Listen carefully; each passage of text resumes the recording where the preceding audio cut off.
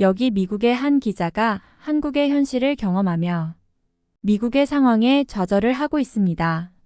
미국에서는 현재 한식은 물론이고 과자나 아이스크림 등의 간식까지 엄청나게 인기가 있는 상황이며 미국의 식품 기업들이 한국 기업에 지고 있다는 말이 나올 정도라고 하는데요.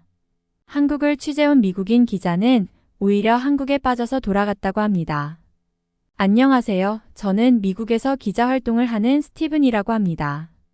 저는 지난 3년 동안 미국 내에서 가장 화제가 되는 이슈를 쫓으며 수백 편의 기사를 쓰던 기자인데요.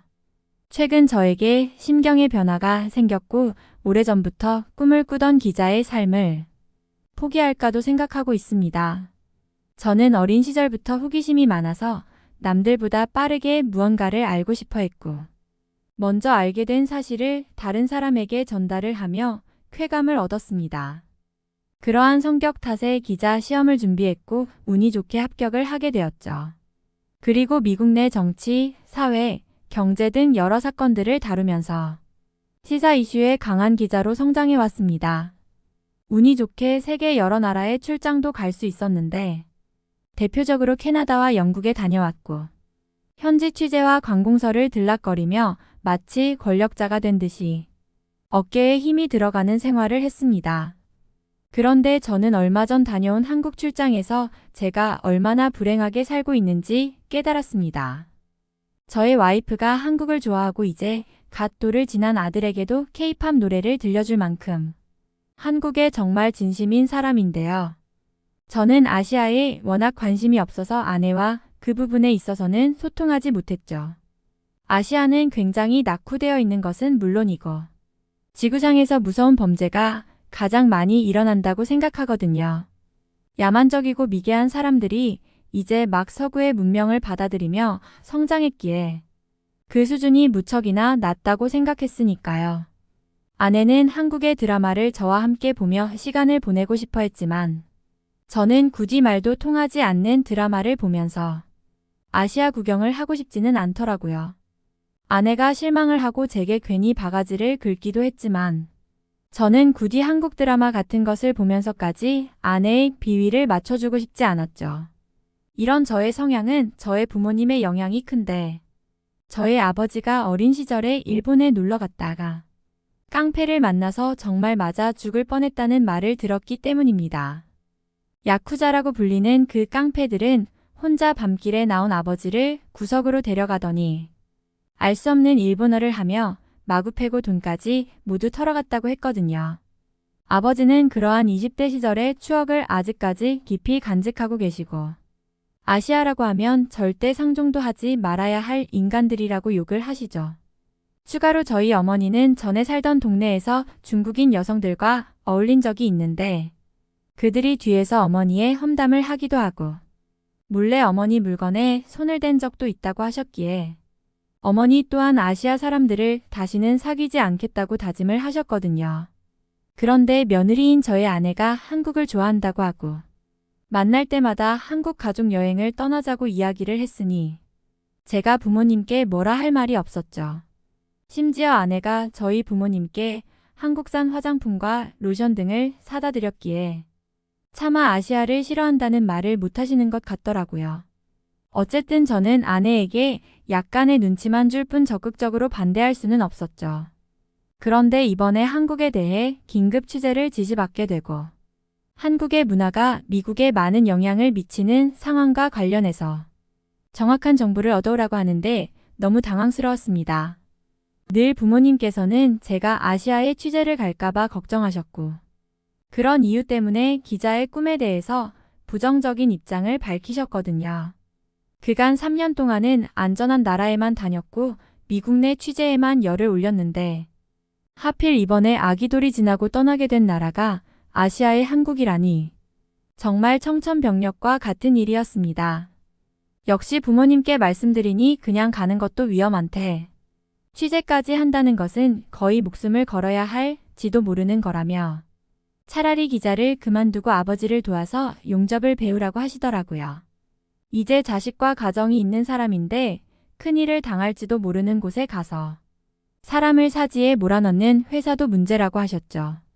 아버지는 일본에서의 기억을 떠올리시면서 당시 아버지의 일본 여행 이후에 한국에서는 올림픽을 개최했는데 정말 좋아 보이고 평화로워 보이는 올림픽이었지만 그 속내에서는 분명히 난리도 이만저만이 아니었을 거라며 추억하셨죠. 그런데 역시 아내는 생각이 달랐습니다. 한국은 현재 전 세계에서 가장 뜨거운 관심을 받는 나라이고 현재 미국 내에서도 한국어를 배우고 싶어하는 사람이 많을 정도라면서요. 한국에 혼자 여행을 다니는 사람들도 굉장히 많고 미국인들이 한국에 다녀와서는 미국보다 한국이 낫다는 말을 할 정도라고 하더라고요. 실제 아내가 보여준 유튜브 채널에서는 한국에 간 미국인들이 한국 현지를 촬영하면서 한국의 상황을 보여주고 있었고 잘 정돈되고 깔끔해 보이는 도시의 모습에 감탄이 나올 지경이더라고요. 그런데 저의 부모님과 저는 그 모습은 전부 연출된 상황일 것이고 한국의 뇌물을 받은 유튜버들이 찍어서 올리는 거짓된 내용이라고 말했죠. 한국이라는 나라는 어제도 김정은에 대한 뉴스 기사를 통해서 접했고 심지어 몇 달 전에는 제가 한국의 김정은과 전쟁에 관련된 기사를 쓴 적도 있으니까요. 아시아인 것에도 모자라 전쟁의 위험까지 도사린다고 생각하니 정말 끔찍하고 고통스럽더라고요. 한국의 아이스크림인 빙그레의 메로나나 오뚜기와 농심 등의 라면 기업이 현재 수출 금액이 굉장히 늘었다고 하고 그 수출의 주역은 미국이라는 것 때문에 제가 고생길을 가게 되었는데 그 정도의 음식들은 전부 미국에 있는 음식이잖아요. 고작 그것 때문에 한국에 취재 가는 것도 어이가 없었고 걱정만 한가득 안고서 한국으로 떠나는 비행기에 올랐습니다. 아내는 한국에서 꼭 한국산 비비크림과 파우더 등의 화장품을 사오라고 신신당부했고 부모님은 위험한 일이 생기면 기자고 뭐고 일단 도망치라고 말씀하시며 울먹거리셨죠. 그런데 함께 한국에 가는 직원들 또한 한국에 대한 생각이 반반이더라고요. 한국이 북한과의 문제 때문에 위험하다는 생각을 가진 사람들과 그래도 꽤나 발전이 되었을 거라는 사람들의 파가 나뉘기도 했죠. 실제 한국 여행 경험을 해본 사람이 하나도 없었기 때문에 직접 한국에 도착해서 함께 느껴보자고 할 수밖에 없었습니다. 또한 시민들에게 인터뷰도 해야 했지만 한국의 간식거리들을 직접 먹어보기도 해야 했기에 실컷 한국의 간식과 음식을 먹을 생각만 하기로 했죠. 물론 저는 아시아 음식에 대해서도 거부감이 있었기에 어디 피자 가게나 햄버거 가게에 가서 미국 음식이나 먹을 생각이었습니다. 어느 나라에 가도 코카콜라를 마시는 편이 안전하다고 들었기 때문에 물보다 콜라나 마실 생각도 있었죠. 그런데 공항에 도착하고 저희는 깜짝 놀랄 수밖에 없었습니다. 미국의 존 케네디 공항보다도 웅장하고 화려한 모습에 기가 막힐 지경이었거든요. 그리고 한국의 식당에 방문했을 때에 테이블마다 놓인 키오스크는 정말 당황스러운 물건이었죠. 당연히 웨이터가 와서 주문을 손에 써갈 줄 알았는데 자리에 앉아서 직접 메뉴 선택을 하고 카드 결제까지 할 줄이야 상상치도 못했거든요.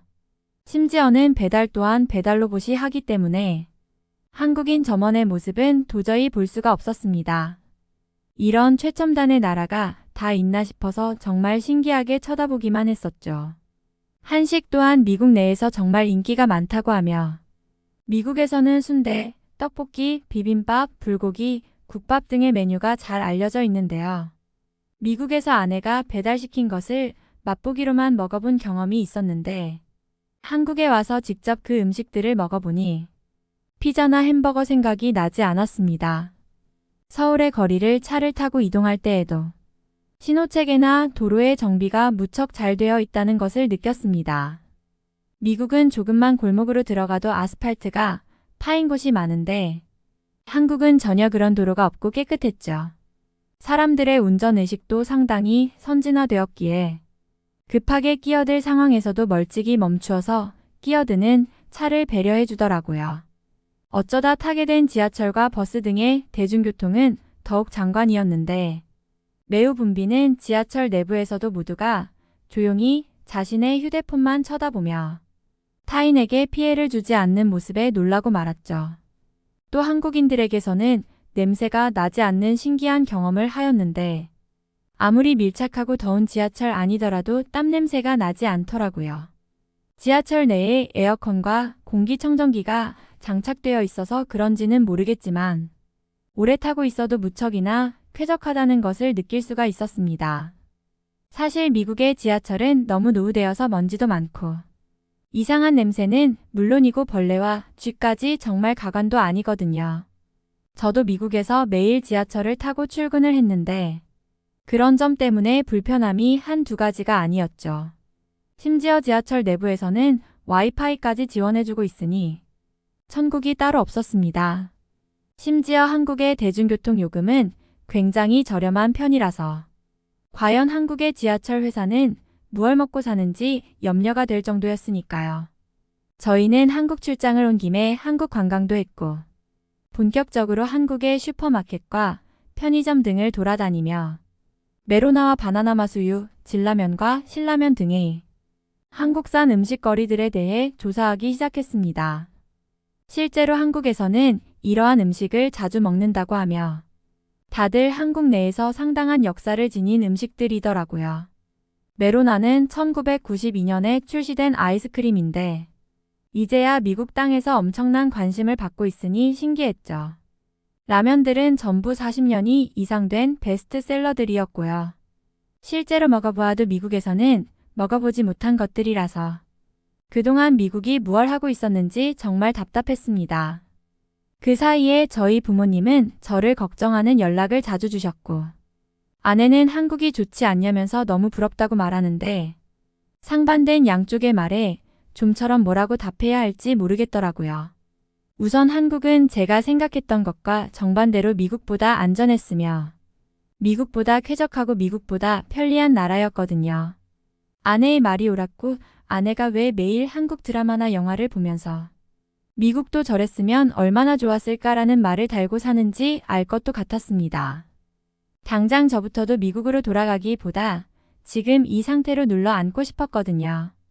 아내의 잔소리를 듣지 않아서 좋은 것도 있지만 한국이라는 나라에 홀딱 빠져버린 것이 가장 컸습니다. 사람들은 너무나 자유로워 보였고 교통이나 주변 환경이 너무 편리했으니까요. 심지어 미국에서는 총기 소유가 가능하기 때문에 아이를 키우기에 약간은 부담될 때가 있거든요. 어린 아이가 집에서 총을 가지고 놀다가 사망한 사례도 무수히 많고 옆집과 다투다가 총에 맞는 등의 불행한 사고도 끊이지 않기에 그런 무기가 없는 나라에 살고 싶다는 생각을 늘상 해왔거든요. 사실 아이가 클 때까지 유럽에서 잠시 지내볼까도 고민했는데 유럽은 생각보다 불편한 점이 많아서 포기했었죠. 유럽 중에서도 말이 잘 통하는 영국에서 나중에 잠시 살아볼 생각으로 아내와 고민한 적도 있었는데 영국은 자그마한 일에도 지하철 총파업이 많고 노조가 워낙 강한 나라라서 대중교통, 음식점 등 생활 편의시설을 이용할 때에 제약이 많을 것 같았죠. 또한 오래된 건물이 많아서 대부분의 집들이 불편하다고 하더라고요. 실제로 유럽에 취재를 갔을 때에도 아주 작은 사고에 고속도로를 통제해버리는 바람에 몇 시간을 고속도로에 서 있던 기억이 납니다. 당연히 약속 시간에 늦어버려서 계획된 취재도 미뤄야 했고요. 심지어 밤 늦게까지 여는 편의점이나 음식점이 없어서 밤에 호텔에서 야간 작업을 할 때에 쫄쫄 굶으면서 작업을 해야 했거든요. 그런데 한국은 전혀 달랐습니다. 밤에 기사 원고를 작성하다가 긴급하게 한국의 아이스크림 사진이 필요했고 혹시나 해서 가본 편의점이 24시간 운영 중이라서 일하는데도 지장이 하나도 없었죠. 함께 간 직원들 또한 저와 생각이 비슷했는데 한 직원은 한국에서는 밤낮이 바뀐 사람들이 살아도 천국일 것이라며 농담을 던지기도 하더라고요. 실제로 밤에 혼자 돌아다녀도 전혀 이상하지 않을 정도로 사람이 많고 여기저기 불 켜진 상점이나 식당이 많아서 아무 때나 식사를 할 수 있었기에 밥 걱정이 되지 않았습니다. 이건 필시 미국보다도 훨씬 나은 상황이었으며 제가 생각하는 아이 키우면서 일을 할 수 있는 조건에 딱 맞아떨어지는 곳이었습니다. 아마 한국과 같은 나라는 전 세계에 없을 것이며 미국 또한 한국을 도저히 따라잡을 수 없는 상황인 것이죠. 편의점에서는 24시간 동안 한국의 유서 깊은 간식들을 계속 팔고 있고 미국인들의 입맛까지 사로잡아 버렸으니 한번 사 먹기 시작한 음식을 끊을 수가 없을 거잖아요. 그러니 한국의 음식 제조 기업들은 계속 호황을 맞이할 것이고 미국 내 음식 산업은 모두 한국 기업에 잡아먹히고 말지도 모르죠. 라면 수출액 또한 지난해 대비 36%가 증가했다고 하는데 전 세계인들이 한국의 음식에 홀딱 빠져버린 것일지도 모릅니다. 저희들은 밤늦은 시간에도 컵라면과 한국의 메로나를 빨아먹으며 일을 했고 아무리 먹어도 질리지 않는 맛에 중간중간 계속 사오면서 노트북을 두드렸죠. 특히 컵라면이라는 것은 정말 편리하기도 하고 맛까지 마치 한국의 식당에서 먹는 맛을 가지고 있어서 매일 먹어도 괜찮을 음식이라는 생각이 들더라고요. 미국에서 먹던 식빵처럼 아무것도 들어가지 않은 음식이 아닌 각종 채소들과 고기까지 작지만 들어가 있었기에 영양가까지 빵을 능가할 것만 같더라고요. 이러니 미국인들이 빵 소비를 줄이고 라면으로 옮겨갔다는 것이며 저희 아내가 보는 것처럼 한국의 드라마나 영화에 빠지며 그 수요가 폭발적으로 늘어날 수밖에 없었던 것입니다. 인터넷 신문에 올릴 기사를 작성하면서도 미국의 상황이 무척이나 걱정되었고 이제 미국에서도 한국의 라면처럼 맛있는 새로운 음식을 개발할 필요가 있을 것만 같았죠. 그렇게 저희는 밤을 꼴딱 새고서 산책을 하며 잠을 쫓았는데 한강에서 라면을 먹는 사람들을 발견했습니다. 그런데 그들의 모습은 저희가 보던 일반적인 컵라면이 아니었고 봉지로 만든 라면이라는 것을 보여주는 찢겨진 라면 봉지가 그들 옆에 있더라고요. 저희는 그들에게 물어서 어떻게 먹는 라면인지 알아냈고 편의점에서 팔고 있는 라면과 컵 등을 발견하게 되었습니다. 라면 끓이는 기계에 면과 스프를 넣고 기계에 올려두니 자동으로 물이 나오고 끓여지면서 완벽한 라면이 되더라고요. 그걸 먹으면서 한강 구경을 하는데 그렇게 낭만적일 수가 없었습니다. 저희 부모님께도 사진을 찍어서 한국의 한강과 라면의 모습을 보내드렸더니 그런 판타스틱한 장면은 처음 본다고 하시면서 최고급 레스토랑에 온 것과 같다며 좋아하시더라고요. 그런데 갑자기 뒤에서 저를 부르는 한국인 남성들 무리가 있었고 저는 저만 혼자 무리에서 떨어진 상태라 바짝 긴장할 수밖에 없었는데요. 그들은 저를 둥글게 둘러싸고서 무언가 말을 꺼내는데 순간 주마등이 스쳐 지나갔습니다. 이게 아버지께서 말씀하신 야쿠자라는 것이구나. 이제 나도 저들의 손에 먼지 나도록 맞고 돈까지 털리겠구나 싶었습니다. 하필 저는 지갑에 한국 돈으로 30만 원 정도가 있었던 상황이고 진짜 큰일이 났구나 싶었습니다. 그런데 그들은 아까 저기서 지갑을 주었다고 하면서 저에게 주고 가버리더라고요. 저의 지갑 안에는 현금 30만 원이 그대로 있었고 미국 돈 행운에 $2도 잘 보관되어 있었습니다. 물론 저의 아기와 아내 사진까지 무사했고 저는 저 한국인 청년들에게 무척이나 고마워서 사례라고 하려 했지만 이미 사라지고 없어진 뒤더라고요. 아마 한국인들은 아버지가 겪으신 일본인들보다 친절한 것이 분명하고 훨씬 배려심이 깊고 훌륭한 사람들입니다. 아시아에서는 한국만이 유일한 희망이기도 하고 세계적으로 K-팝이 유명한 이유도 이런 타인에 대한 배려 문화가 있기 때문이 아닐까 생각했죠. 미국이었다면 당연히 살해를 하지 않으면 자리를 지키고 있었을 것이고 음식점마다 내야 하는 팁 때문에 음식값보다 팁을 더 주는 경우가 종종 있는데 한국은 팁도 내지 않고 무료로 반찬과 물을 더 먹을 수 있는 문화가 있어서 신기했거든요. 아무래도 한국 취재를 온 것은 정말 신의 한 수와 같았고 한국 취재를 통해서 한국의 음식들이 왜 미국에서 인기가 많은지에 대해 그 원인을 어렴풋이 느끼게 된 것 같습니다. 정말 기자를 그만두고 한국에서 살면서 아이를 키울까도 심각하게 고민 중이고 그것이 한국을 좋아하는 아내를 위해서도 옳은 선택이 아닌가 생각이 드네요. 여기 미국 프린스턴 대학교의 한 강의실에서 일본인 교수가 독도의 영유권을 주장하고 있습니다. 한국인 유학생은 이해 질세라 굉장한 논리로 반박하고 있는데요. 심지어 교수는 일본이 과거 신라 옆 한반도 남부 지역에 일본부라는 통치기구를 세웠으며 이 지역을 속국으로 식민지 삼아서 통치했다는 말까지 덧붙이며 한국 학생을 더 공경에 빠뜨리고 있습니다. 과연 강의실에서는 어떤 일이 벌어지고 있는 것일까요? 안녕하세요. 저는 프린스턴 대학교에 다니고 있는 소피아라고 합니다. 미국에서 아이비리그 대학교로 아주 유명한 학교이고 정말 가고 싶었던 학교였기에 처음 입학했을 때의 감동을 잊을 수가 없습니다. 어머니께서는 할렐루야를 외치시며 동네방네 자랑하고 다니셨고 아버지 또한 명문 대학교에 가게 된 저를 무척이나 자랑스러워하시며 많은 용돈을 주시기도 했었죠. 공학을 전공하면서 저는 세상을 바꾸는 데 필요한 기술과 아이디어를 배우고 있습니다. 특히 지속 가능한 개발과 환경 친화적인 기술에 관심이 많아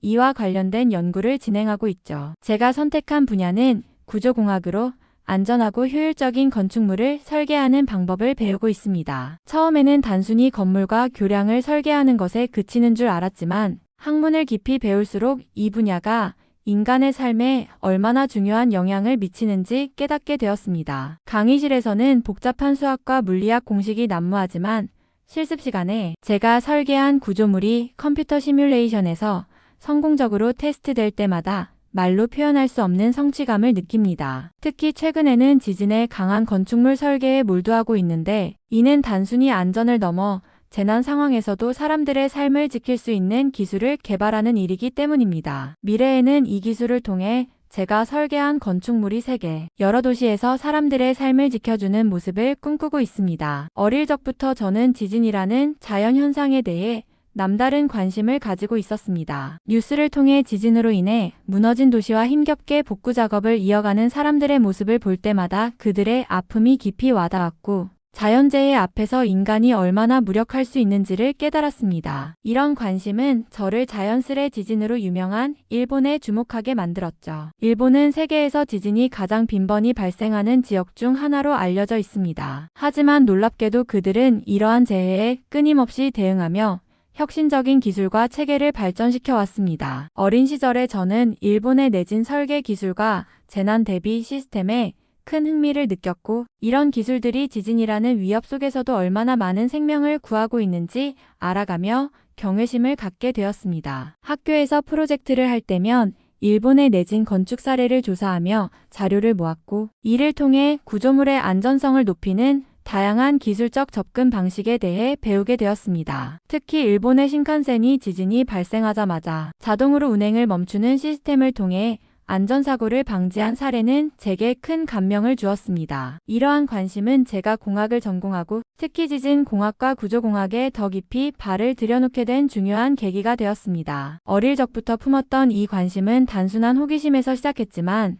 지금은 더 나아가 전 세계 사람들이 지진 앞에서도 안심하고 살아갈 수 있는 사회를 만드는 데 기여하고 싶다는 열정으로 바뀌었습니다. 대학교에 입학한 후 운명처럼 일본인 교수님을 만나게 되었습니다. 그분은 구조공학과 내진 설계 분야에서 세계적으로 인정받는 분이셨고 제가 흥미를 가지고 있던 일본의 건축기술과 재난 대비 시스템에 대해 깊이 있는 지식을 가르쳐 주셨습니다. 수업은 단순히 이론을 배우는 것을 넘어 일본의 실제 사례를 통해 지진에 대응하는 건축물의 설계와 기술적 접근 방식을 심도 있게 다루었습니다. 교수님은 일본의 전통적인 목조 건축물부터 현대의 고층 빌딩에 이르기까지 다양한 건물들이 지진에 어떻게 적응해 왔는지를 설명해 주셨고 특히 진도 7 이상의 강진에서도 흔들림을 견디는 일본의 최신 내진 기술은 제게 놀라움 그 자체였습니다. 수업에서 가장 인상 깊었던 순간은 일본의 고층 건물에 사용되는 면진 기술과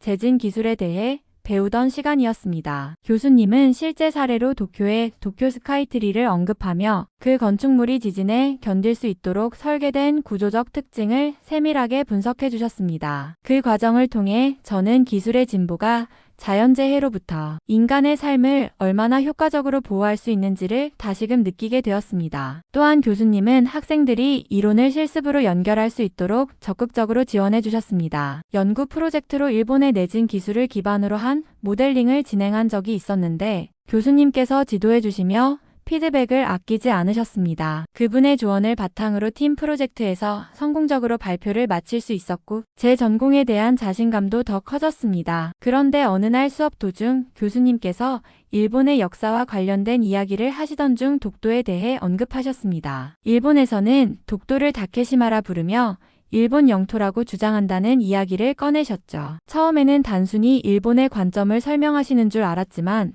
교수님은 한 걸음 더 나아가 독도가 역사적으로도 국제법적으로도 일본의 땅이라는 주장을 강하게 펼치셨습니다. 그 순간 교실 안의 공기가 무거워지는 것을 느꼈습니다. 특히 한국에서 온 유학생들이 불편한 표정을 짓는 모습이 눈에 띄었고 저 또한 예상치 못한 이 발언에 당황스러움을 감추기 어려웠습니다. 교수님은 수업을 진행하며 일본의 문서와 지도를 근거로 제시했지만 저는 이 주장이 일본의 관점에서만 바라본 것임을 알고 있었습니다. 저는 개인적으로 독도와 관련된 한일 간의 갈등을 오래전부터 알고 있었기에 이 문제의 민감성을 충분히 이해하고 있었습니다. 그러나 교수님께서 학생들 앞에서 한쪽의 주장만을 사실인 것처럼 말하는 모습은 다소 부적절하다는 생각이 들었습니다. 특히 학문의 장인 강의실에서라면 다양한 관점에서 문제를 바라보고 토론해야 하는 것이 옳다고 느껴졌습니다. 이 발언이 나오자 한국인 학생 중 한 명이 손을 들고 차분히 반박하기 시작했습니다. 그는 독도가 역사적으로나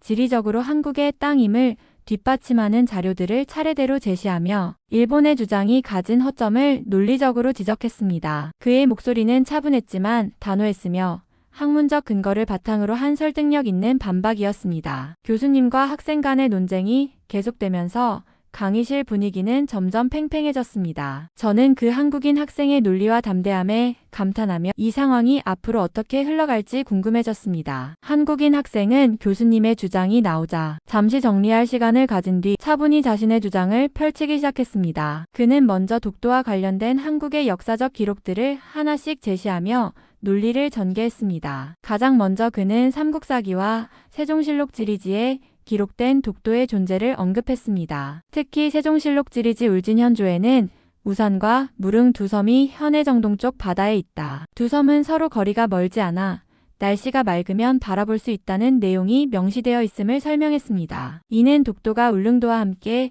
조선 초기부터 한국의 영토였음을 나타내는 강력한 증거였습니다. 또한 그는 조선시대 문서인 동국여지승남과 숙종 때 편찬된 동국문헌비고 등을 근거로 들며 독도가 일관되게 한국의 영토로 표기되어 왔음을 강조했습니다. 그는 특히 숙종 시기 안용복 사건을 언급하며 당시 조선의 어민들이 독도에서 조업을 하던 중 일본 어부들과 충돌이 있었지만 안용복이 일본으로 건너가 독도가 조선의 영토임을 주장하며 문제를 해결했던 사실을 상세히 설명했습니다. 이 사건은 독도가 한국의 영토임을 국제적으로 확인받은 사례로 평가된다고 그는 덧붙였습니다. 그뿐만 아니라 그는 근대사로 넘어가 1900년에 공표된 대한제국 칙령 제41호를 언급했습니다. 이 칙령에서 대한제국은 울릉도와 독도를 명확히 한국 영토로 규정하고 이를 행정적으로 관할할 관청을 설치했음을 강조했습니다. 이는 근대 국제법 체계 속에서도 독도가 한국 영토임을 명확히 했던 사례였습니다. 마지막으로 그는 제2차 세계대전 이후 연합국이 일본의 영토를 재조정했던 샌프란시스코 강화 조약에 대해 언급했습니다. 그는 일본이 독도를 포함시키려 했던 시도가 연합국에 의해 거부되었고 독도가 한국의 영토로 남아야 한다는 결론이 내려졌다는 점을 짚었습니다. 그는 이 모든 근거를 통해 독도가 역사적, 지리적,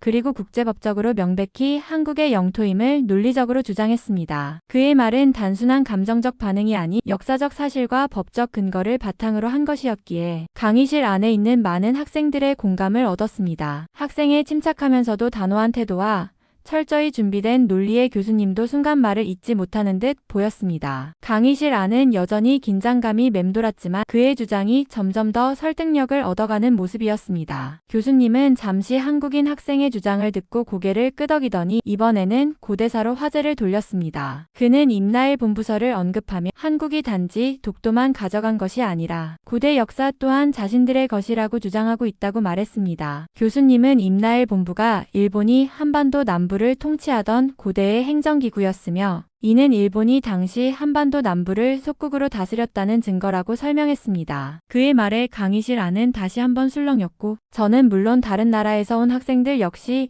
이 논쟁을 흥미롭게 지켜보기 시작했습니다. 한국인 학생은 잠시 생각에 잠긴 듯했지만 이내 차분히 반박을 시작했습니다. 그는 먼저 임나일 본부설이 일본 학계 내에서도 많은 논쟁의 대상이라는 점을 짚었습니다. 또한 이는 일본이 과거 제국주의 시대에 자신들의 정당성을 주장하기 위해 만들어진 이론일 가능성이 높다고 설명했습니다. 그는 이어 삼국사기와 삼국유사 같은 한국의 역사서를 근거로 삼아 일본이 주장하는 임나일 본부가 실제로는 한반도 남부에서 일본과 교류하던 외국의 작은 영역일 뿐이라는 주장을 펼쳤습니다. 그는 이 지역이 일본의 지배를 받은 것이 아니라 오히려 가야 연맹체의 독립적인 영역으로서 고대 한반도의 문화를 꽃피웠다고 말했습니다. 또한 그는 일본의 고대 문헌인 일본서기에서도 임나일 본부와 관련된 기록이 모호하거나 왜곡된 부분이 많다는 점을 지적하며 이 설이 역사적 사실보다는 정치적 목적에 의해 강조되었다고 주장했습니다. 그는 특히 임나일 본부설을 부정하는 다수의 한국과 서구 학자들의 연구 결과를 제시하며 이 이론이 학문적으로 신뢰하기 어렵다는 점을 강조했습니다. 강의실 안에서는 점점 더 많은 학생들이 관심을 보이기 시작했습니다. 저를 포함한 여러 외국인 학생들은 두 사람 간의 치열한 논쟁을 통해 양국의 관점과 역사를 이해할 기회를 얻고 있었습니다. 논쟁은 때로 격양된 감정으로 이어졌지만 학문적 토론의 장인 강의실답게 서로의 주장에 대해 진지하게 귀 기울이는 모습도 보였습니다. 저는 이 상황이 단순한 논쟁을 넘어 각국의 역사와 그 해석이 얼마나 다양할 수 있는지를 배우는 순간이라고 느꼈습니다. 동시에 이 문제들이 현대의 외교와 정체성 논의에 얼마나 깊은 영향을 미치는지도 깨닫게 되었죠. 논쟁이 길어질수록 강의실 안의 분위기는 팽팽해졌지만 모두가 이 토론을 통해 많은 것을 배우고 있음을 부정할 수 없었습니다. 논쟁을 지켜보며 저는 문득 이상한 점을 느꼈습니다. 교수님의 태도와 발언에는 단순히 일본의 관점을 설명하려는 것 이상으로 어딘가 한국에 대한 감정이 담겨 있는 듯한 뉘앙스가 느껴졌습니다. 마치 한국이 점점 더 주목받고 있다는 사실에 대한 일종의 질투심 같았죠. 사실 전 세계적으로 일본보다 한국에 대한 인기가 많아지고 있다는 것은 이미 주지의 사실입니다. 한국은 K-팝, 영화, 드라마 같은 대중문화뿐만 아니라 반도체와 IT 기술, 그리고 바이오 산업 같은 첨단 기술 분야에서도 놀라운 성과를 보여주고 있죠. 게다가 한국의 시민의식과 민주주의에 대한 세계적인 평가는 일본조차 부러워할 정도로 높은 수준입니다. 저도 어린 시절에는 일본을 선망의 대상으로 여겼습니다. 애니메이션, 게임, 그리고 지진과 같은 자연재해 속에서 끊임없이 발전하는 일본의 기술력은 제가 공학을 꿈꾸게 한 중요한 동기 중 하나였습니다. 그러나 최근에는 그 시선이 점차 한국으로 옮겨갔습니다. 특히 한국의 기술력은 제가 관심을 가지지 않을 수 없게 만들었습니다. 일본이 내진 기술로 세계적 명성을 얻고 있다면 한국은 초고속 인터넷과 스마트 인프라, 그리고 건설 기술에서 새로운 기준을 제시하고 있습니다. 현대적인 모듈러 건축 방식이나 친환경 설계는 한국 건축 기술의 강점을 잘 보여주는 사례입니다. 이와 함께 한국 문화의 독창성과 따뜻한 인간미는 일본과는 또 다른 매력을 느끼게 해줬습니다. 저는 한국을 단순히 비교의 대상으로 보는 것이 아니라 지금의 세계에서 어떤 가치를 추구하고 있는지 배우고 싶다는 마음이 점점 커져가고 있었습니다. 교수님의 발언이 한국에 대한 긍정적인 관심에서 비롯된 것이 아니라는 점은 분명했지만 그 속에서 한국의 발전과 세계적 위상이 그분에게 얼마나 큰 자극을 주었는지를 느낄 수 있었습니다. 일본이라는 나라의 한계를 뛰어넘고자 하는 시도와 노력은 분명 훌륭하지만 한국의 성장은 그만큼 강렬한 영향을 미치고 있다는 사실을 다시 한번 실감하게 되었습니다. 교수님은 논쟁이 이어지자 한국인 학생을 더욱 자극하는 발언을 하기 시작했습니다. 그는 한국이 지진에 대비하지 못한 나라라며 한국의 건축물은 진도 5 정도의 지진에도 쉽게 무너질 수 있다고 단언했습니다. 이어서 한국은 내진 설계와 지진 대비 기술에 대해 일본으로부터 더 많이 배워야 한다고 말하며 일본의 기술력을 강조했죠. 그의 발언은 단순히 학문적 토론을 넘어서 감정적으로 한국의 역량을 폄하하는 듯한 인상을 주었습니다. 저는 그 순간 강의실 안의 분위기가 더욱 팽팽해지는 것을 느꼈습니다. 한국인 학생은 교수님의 발언에 즉각적으로 반응하진 않았지만 그의 표정에는 억울함과 분노가 엿보였습니다. 교수님의 말을 들으며 저 역시 의문이 생겼습니다. 물론 일본은 세계적으로 인정받는 내진 설계 기술을 가지고 있고 지진을 효과적으로 대비해온 나라라는 사실을 부정할 수는 없습니다. 하지만 최근 몇 년간 한국 역시 내진 설계와 관련된 기술적 발전을 이루었고 과거에 비해 훨씬 더 안정적인 시스템을 갖추고 있다는 점을 알고 있었습니다. 특히 한국의 건설 기술은 단순히 내진 설계를 넘어 친환경성과 첨단 기술을 결합한 새로운 방향성을 제시하고 있습니다. 또한 한국은 규모는 작지만 고효율적이고 창의적인 기술 개발로 세계적인 경쟁력을 입증하고 있죠. 한국인 학생은 잠시 생각을 정리한 뒤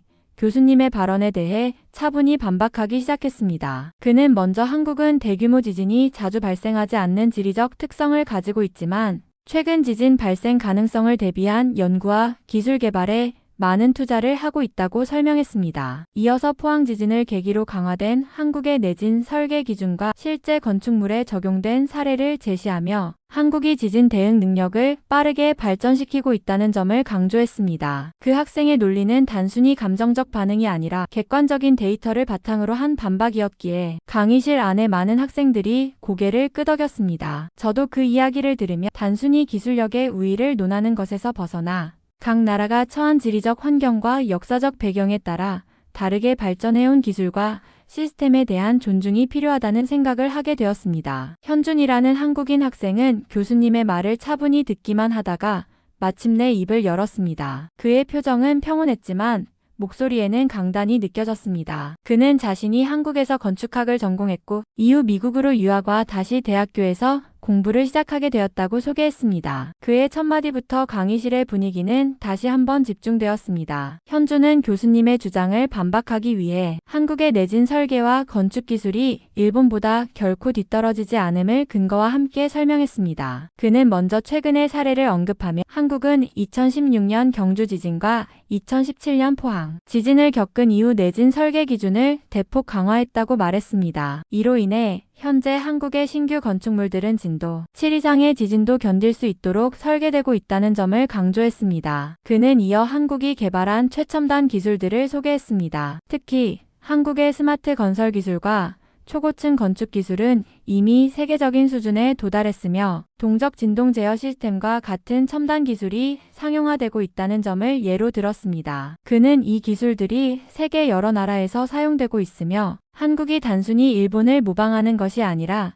자체적으로 독창적이고 혁신적인 기술을 개발하고 있다고 주장했습니다. 또한 현주는 일본과 한국의 내진 설계 차이에 대해 언급하며 일본은 대규모 지진이 자주 발생하는 환경 때문에 전통적으로 내진 설계에 집중해 왔지만 한국은 다소 다른 접근법으로 안전성과 효율성을 동시에 확보하는 기술 개발에 주력했다고 설명했습니다. 그는 특히 한국의 모듈러 건축 방식이 내진 성능뿐만 아니라 친환경성과 비용, 효율성 면에서도 일본보다 우수하다는 점을 강조했습니다. 그는 이어 한국의 대표적인 건축물들을 예로 들며 한국이 세계적인 초고층 건축물을 건설할 수 있는 능력을 갖추고 있음을 보여주었습니다. 그는 롯데월드타워를 언급하며 이 건물이 최첨단 내진 설계 기술로 건설되었고 진도 9 이상의 지진에도 견딜 수 있는 구조적 안전성을 가지고 있다고 설명했습니다. 현준의 설명은 단순한 기술적 정보 전달에 그치지 않았습니다. 그는 한국이 지진 발생 빈도가 낮은 나라임에도 불구하고 미래의 위험을 대비해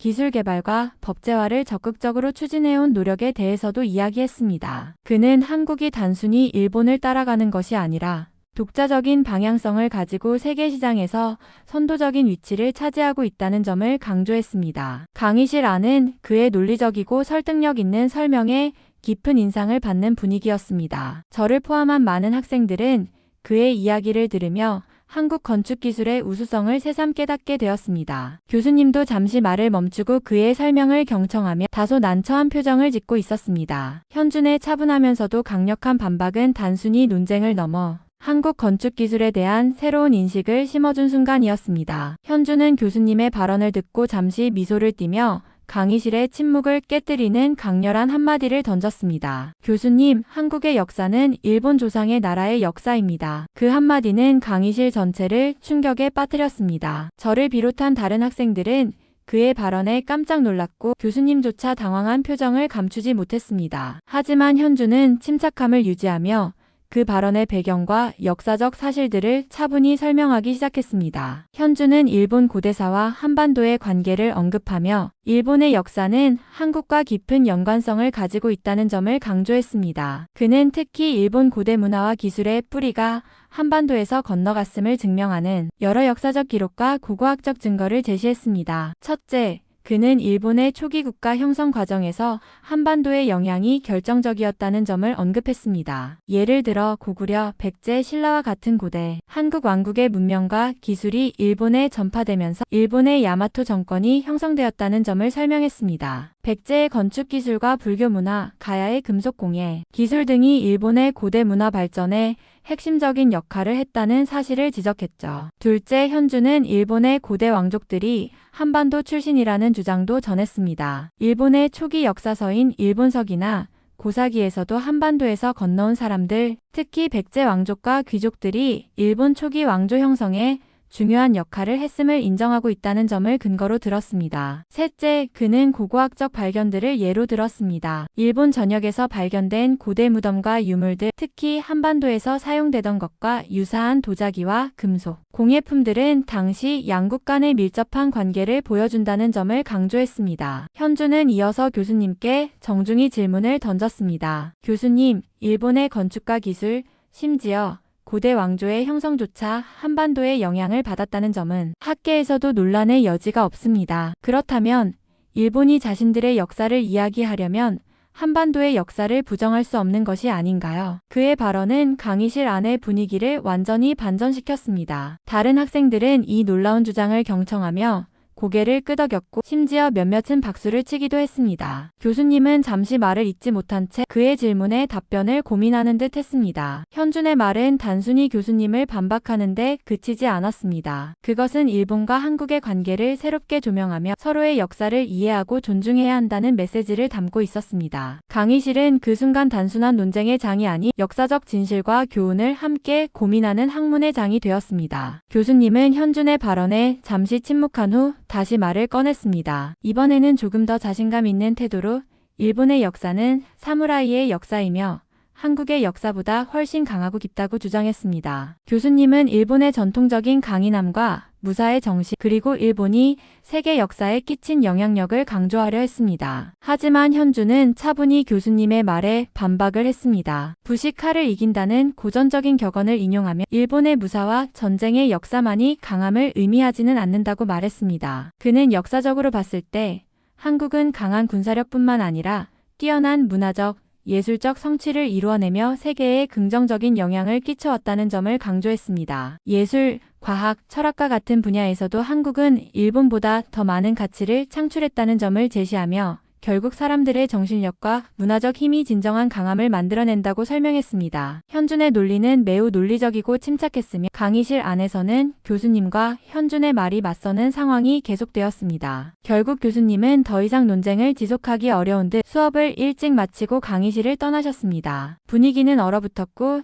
남은 학생들은 조금씩 대화를 시작했습니다. 저는 사실 일본에 대해 많은 관심을 가졌던 학생이었습니다. 일본의 기술력, 문화, 그리고 예술에 대해 매력을 느꼈고 어린 시절부터 일본의 영향을 받으며 자라왔기 때문에 일본을 선망하는 마음이 컸습니다. 하지만 현준의 논리적인 반박을 듣고 나니 제 생각이 잘못된 것 같다는 기분이 들었습니다. 사실 제가 일본을 좋아하는 이유는 그들의 기술적 성취와 역사적 이야기에서 느껴지는 매력 때문이었지만 일본의 역사와 한국의 역사에 대해 깊이 있는 논의가 오가면서 제 시각이 달라지기 시작했습니다. 다른 친구들도 제 생각에 공감하는 듯 일본보다는 한국을 더 응원한다는 말을 했습니다. 그들은 일본의 역사와 문화에 대해 배우는 것도 중요하지만 한국이 이룬 성과와 그 속에 담긴 역사적 의미가 더 논리적이고 깊이 있다고 생각하고 있었습니다. 그들의 말에 나도 점점 동의하게 되었고 한국에 대한 관심과 존경이 더 커졌습니다. 강의실 밖에서 친구들과 나눈 이야기는 더욱 흥미로웠습니다. 그들은 한국의 기술, 문화,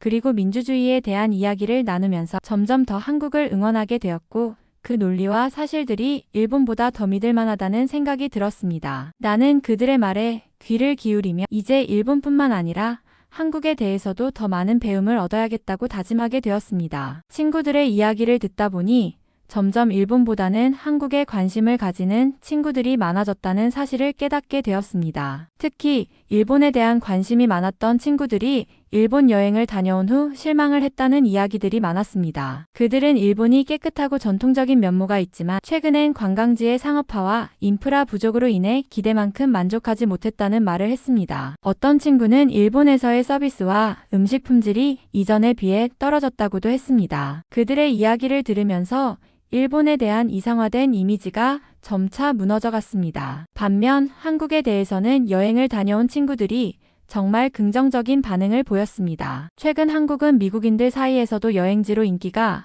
급상승하고 있는데 그 이유에 대해 친구들이 한 목소리로 이야기했습니다. 한국은 전통과 현대가 잘 융합된 나라로 다양한 문화적 경험을 제공한다고 말했습니다. 서울은 물론이고 부산, 제주도 등 지역마다 특색이 다르고 여행하기에도 편리하고 안전하다는 점을 강조했습니다. 그들은 한국의 대중교통이 매우 효율적이고 관광객을 위한 서비스가 잘 되어 있어 여행하기에 정말 좋다고 말했습니다. 특히 한국의 맛있는 음식들이 많은 이들에게 큰 인기를 끌고 있다는 점도 언급했습니다. 길거리 음식부터 고급 레스토랑까지 다양한 선택지가 있으며 무엇보다 음식의 질이 매우 높다는 점에서 모두 만족감을 느꼈다고 했습니다. 또한 한국은 문화적인 매력이 넘치는 곳이라며 역사적인 유적지와 현대적인 거리 문화가 조화를 이루고 있다는 점도 중요하다고 이야기했습니다. K-POP를 비롯한 한국의 대중문화가 전 세계에서 큰 인기를 끌고 있지만 그 외에도 한국의 전통문화와 예술이 여행자들에게 깊은 인상을 남긴다는 점을 친구들이 강조했습니다. 이런 이야기를 들으면서 저는 점점 한국에 대해 더 많은 관심을 가지게 되었고 나중에 한국을 직접 여행해보고 싶다는 생각이 들었습니다. 한국의 문화와 역사 그리고 여행지로서의 매력이 점점 더 다가왔고 저는 이제 일본보다는 한국에 더 많은 관심을 두게 되었습니다. 저는 어느 날 우연히 미국에서 출판된 한국에 관한 책을 읽게 되었습니다. 이 책은 한국의 역사뿐만 아니라 일본과의 관계, 그리고 일본이 과거에 저지른 일들에 대해 상세히 다루고 있었습니다. 책을 읽으면서 일본에 대한 제 생각이 완전히 바뀌기 시작했습니다. 그동안 일본에 대해 가졌던 선망의 감정이 점차 희미해지고 그 대신 일본 역사에서 숨겨진 진실들이 드러났습니다. 책에서는 일본이 어떻게 한국을 침략하고 자원을 수탈하며 국가를 성장시켰는지에 대해 상세히 설명하고 있었습니다. 일본은 한반도를 식민지로 삼으면서 한국의 자원을 착취하고 그로 인해 국가 발전을 도모했으며 그 과정에서 한국의 문화와 역사를 왜곡하려 했다는 사실을 알게 되었습니다. 일본의 산업화와 근대화는 한국에서 가져간 자원과 노동력 덕분이었다는 점에서 일본은 실제로 한국보다 역사적으로 뒤처진 나라라는 충격적인 사실을 알게 되었습니다. 또한 책은 일본이 현재의 기술력 또한 한국에서 많은 것을 받아쓰고 있다는 점을 강조했습니다. 반도체 산업을 예로 들며 일본의 기술력이 한국에 밀리고 있다는 이야기도 있었습니다. 한국은 이미 반도체나 전자기기와 같은 분야에서 일본을 추월한 지 오래되었고 일본은 그동안 지속적인 기술 발전에 실패하면서 한국에 뒤처진 상황이라는 것이었습니다. 특히 일본은 현재 내수 경기 회복에 어려움을 겪고 있으며 인력 부족으로 인해 연구개발도 제대로 이루어지지 않는다는 전망이 이어졌습니다. 일본의 고령화 사회와 인력 부족 문제는 국가 경제 성장에 큰 부담이 되고 있으며 이는 결국 일본의 기술력과 경쟁력에 심각한 영향을 미치고 있다는 점을 책에서 지적했습니다. 이 책을 통해 저는 일본에 대한 기존의 선망과 경외감이 잘못된 생각이었다는 사실을 깨닫게 되었습니다. 일본은 그동안 한국을 침탈하며 얻은 이익으로 성장한 나라였고 지금의 일본은 과거와 달리 경제적, 기술적으로 뒤처진 상태에 있다는 사실을 알게 되었습니다. 그동안 일본을 높이 평가하던 제 시각이 왜곡된 정보에 의한 것이었음을 깨닫고 이제는 한국의 기술력과 역사를 다시 바라보게 되었습니다. 저는 새롭게 배우려는 언어를 일본어에서 한국어로 바꾸기로 결심했습니다. 일본어는 오랫동안 공부했지만 히라가나를 외우는데 꽤 시간이 걸렸어요. 그에 비해 한국어는 정말 놀라운 경험이었습니다. 한글은 일주일 만에 읽고 쓸 수 있을 정도로 빠르게 익힐 수 있었고 그 점이 정말 신기했습니다. 한글은 그 구조 자체가 간단하고 논리적이라서 배우기가 훨씬 수월했습니다. 처음엔 한국어의 자음과 모음이 익숙하지 않았지만 한글의 체계적인 규칙을 따라가다 보니 금세 자신감을 얻었고 이제는 문장을 읽고 쓸 수 있는 수준에 도달했습니다. 한국어의 발음과 쓰기 규칙이 명확하고 어떤 단어들이 어떻게 결합되는지 알게 되면서 언어의 매력에 빠져들었죠. 한국어를 배우는 것이 이렇게 쉽고 재미있는 일이라니 정말 놀라운 경험이었습니다. 다음 강의 시간이 되자 현준과 다시 마주쳤습니다. 그날 강의는 이전보다 훨씬 부드럽게 진행됐고 교수님도 별다른 논쟁 없이 수업을 마쳤습니다. 강의가 끝난 후 다른 학생들과 함께 뒤풀이처럼 이야기를 나누던 중 현준과 조금 더 얘기할 기회를 갖게 되었습니다. 처음엔 강의에서의 논쟁에 대한 이야기를 나누었어요. 현준은 차분하게 자신의 생각과 한국 역사에 대한 지식을 설명했고 그런 그에게서 진지하면서도 따뜻한 태도를 느낄 수 있었습니다. 일본의 건축 기술에 대한 자신의 경험과 한국의 발전된 내진 설계 기술에 대한 이야기를 들려줬고 그 과정에서 서로의 나라에 대한 이야기들이 오갔습니다. 현준은 일본어와 한국어 두 가지 언어를 자유롭게 구사할 수 있는 친구였습니다. 그가 한국어를 배운 과정과 어려웠던 부분들을 설명하며 자신이 어떻게 한국어에 대해 관심을 가지게 되었는지에 대해 얘기해 주었습니다. 일본의 언어와 문화에 대한 비판적 시각도 그동안 책을 통해 알게 된 한국의 긍정적인 변화에 대한 이야기들도 나누며 더욱 가까워질 수 있었습니다. 그는 한국어를 배우게 된 이유, 즉 한국의 기술력과 문화에 대해 감동을 받았다는 것을 솔직히 말해줬고 그 이야기를 들으니 저는 자연스럽게 그에 대한 호감을 느끼게 되었습니다. 서로의 관심사와 생각을 공유하며 더욱 편안하게 대화를 나누었고 그 과정에서 우정이 싹트는 기분이 들었습니다. 이렇게 현준과 이야기를 나누다 보니 어느새 시간이 훌쩍 지나갔고 그 이후로도 자주 만나게 되면서 더욱 친해질 수 있었습니다. 서로의 생각과 경험을 나누며 더욱 깊은 대화를 나누는 사이가 되었습니다. 현준과 더 많은 이야기를 나누면서 저는 한국에 대해 점점 더 잘 이해하게 되었습니다. 그동안 한국에 대해 갖고 있던 단편적인 생각들을 넘어 한국 문화와 사람들에 대한 깊은 통찰을 얻기 시작했어요. 한국인들이 가진 근면 성실함과 부지런함은 정말 특별하다는 것을 깨달았습니다. 현준도 그런 특성을 몸소 체험한 사람으로서 그의 이야기 속에서 한국 사람들의 끊임없는 노력과 열정, 그리고 시간을 아끼려는 태도를 알 수 있었습니다. 그는 항상 일을 끝내기 전에 최선을 다하며 매사에 책임감을 느끼고 꾸준히 해내려고 한다고 말했습니다. 그 이야기들을 들으면서 저는 한국인들이 왜 그렇게 강한 경쟁력을 지니고 있는지 그리고 그들이 일상에서 얼마나 부지런히 노력하는지를 직접 느낄 수 있었습니다. 저는 한국인들이 일을 대할 때의 태도와 집중력이 정말 인상적이었습니다. 그들은 일에 대한 자부심을 가지고 있으며 주변 사람들과의 협업을 중시하면서도 자기주도적으로 일 처리를 하려는 경향이 있었습니다. 이는 한국 사회가 어떻게 빠르게 발전할 수 있었는지 그들의 근면성과 성실함이 그 근본적인 원동력이었음을 깨닫게 했습니다. 또한 한국인들이 어려운 상황에서도 항상 긍정적인 자세를 유지하고 어려움을 극복하려는 태도도 많이 배웠습니다. 그들은 작은 성취에 감사하며 끊임없이 앞으로 나아가려는 자세를 가지고 있었습니다. 한국의 경제 발전도 결국 이런 사람들의 노력이 있었기에 가능했음을 더욱 실감하게 되었습니다. 이러한 점들이 점점 더 와닿으면서 저는 한국인들의 근면 성실함과 부지런함을 존경하게 되었고 그것이 한국 사회와 문화의 중요한 특징이라는 것을 확실히 깨닫게 되었습니다. 그 후 저는 한국에서의 삶과 문화에 대해 더 많이 배우고 싶어졌습니다. 현준과의 대화를 통해 한국인들의 일하는 방식과 생활 방식을 더 깊이 이해하게 된 후 한국에 대한 제 생각은 더욱 긍정적으로 변화했습니다. 친구들과도 자주 이야기하며 한국의 근면 성실한 문화가 그들 삶에 어떻게 녹아 있는지 그들이 어떻게 문제를 해결하고 어려움을 이겨내는지에 대해 듣게 되었습니다. 또한 한국의 교육 시스템과 사회 전반에서 나타나는 엄청난 노력과 경쟁심도 느낄 수 있었습니다. 특히 교육에 대한 열정과 학문을 중시하는 한국 사회의 특성은 정말 놀라웠습니다. 현준은 언제나 공부와 일에 최선을 다하며 성취를 이루기 위해 끊임없이 도전하고 있다는 이야기를 자주 해줬습니다. 그 열정과 노력은 그의 삶에 깊이 뿌리내려져 있었고 그는 그것이 한국인들의 특성 중 하나라고 말했습니다. 그러면서 저는 한국의 문화적 요소들 예를 들어 강한 가족의식이나 친구들끼리의 끈끈한 관계 또한 공동체 의식 등이 어떻게 한국 사회를 지탱하고 있는지에 대해 많은 생각을 하게 되었습니다. 한국인들은 함께하는 것을 중요하게 여기며 서로를 돕고 응원하는 문화가 굳게 자리 잡고 있음을 느꼈습니다. 그들 사이의 협력과 상호 존중은 정말 특별한 것이었죠. 이제 저는 한국을 단순한 관광지나 관심의 대상이 아닌 그들의 문화와 사회를 존중하고 이해하려는 마음으로 바라보게 되었습니다. 그동안 가졌던 일본에 대한 이상화된 시각에서 벗어나 한국이 가진 독특한 강점과 가치들을 배우고 싶다는 생각이 커졌습니다. 더 이상 단순히 외적인 부분만이 아니라 한국의 역사, 사회, 문화 속에 숨어있는 깊은 의미와 그들의 정신을 배우고 싶었습니다. 그리고 앞으로 한국에서 연구를 하고 그들의 사고방식과 기술을 배워서 한국이 세계에서 왜 중요한 나라가 되었는지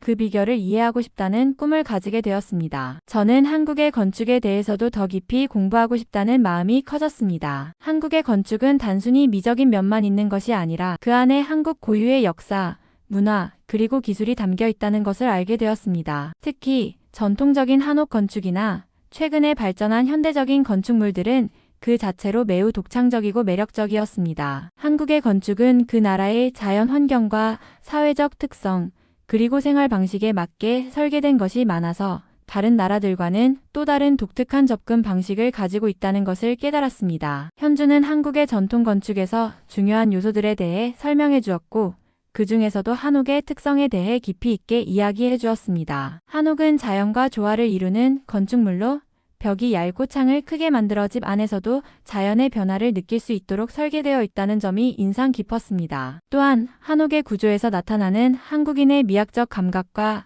실용적인 디자인이 어떻게 오랜 시간 동안 유지될 수 있었는지에 대해 궁금증이 생겼습니다. 또한 현대 한국의 건축물들은 그만큼 혁신적이고 기술적으로 뛰어나다는 점에서 매력을 느꼈습니다. 서울의 고층 건물들이나 복잡한 도시 환경에서 효율적이고 기능적인 디자인을 통해 공간을 활용하는 방식은 정말 놀라웠습니다. 특히 한국은 건축 기술에서 세계적인 경쟁력을 자랑하는데 그것은 단순히 기술적 발전뿐만 아니라 사람들의 요구와 사회적 흐름을 반영하는 능력이 뛰어나기 때문이라고 생각합니다. 저는 한국의 건축에 대해 더 깊이 공부함으로써 그들이 어떻게 전통과 현대를 결합하며 독특한 건축 문화를 만들어갔는지 배우고 싶었습니다. 또한 한국 건축에서 배운 것들을 다른 나라의 건축과 비교하며 건축의 보편적이고도 지역적인 특성을 이해할 수 있을 것 같았습니다. 한국 건축의 기술과 디자인 철학을 배우고 나면 제가 추구하는 건축적 목표를 이루는 데 많은 도움이 될 것이라는 확신이 들었습니다. 오히려 일본을 알게 되며